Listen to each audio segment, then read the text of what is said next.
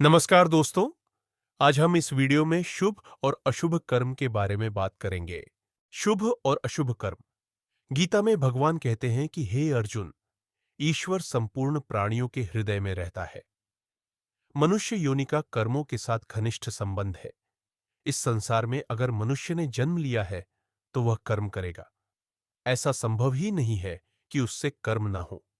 वह कर्मों के माध्यम से अपनी इच्छा की पूर्ति करना चाहता है। गीता में भगवान कहते हैं कि तू शास्त्र विहित कर्तव्य कर्म कर, क्योंकि कर्म न करने की अपेक्षा कर्म करना श्रेष्ठ है, और कर्म न करने से तेरा शरीर निर्वाह भी नहीं सिद्ध होगा।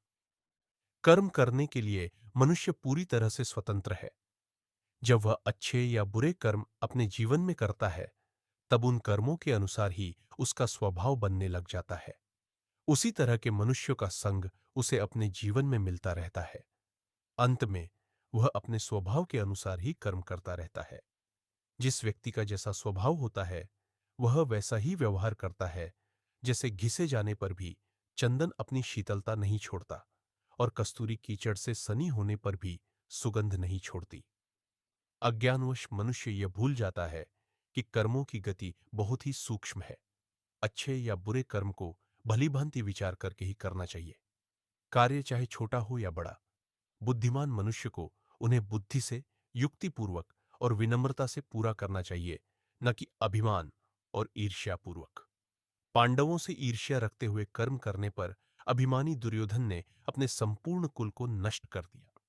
हमें हमेशा यह ध्यान रखते हुए ही अपने कर्म करने चाहिए कि अशुभ कर्म से दुख और शुभ कर्म से सुख की प्राप्ति होती है। गीता में भगवान कहते हैं, योगः कर्मसु कौशलम, यानी कर्म को कुशलतापूर्वक करना योग है।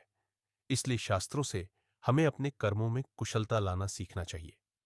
बुद्धिमान मनुष्य सदा ही बड़े आदर पूर्वक शुभ कर्म ही करते हैं, और शरीर से, मन से और वाणी से सभी प्राणियों का कल्याण करते हैं।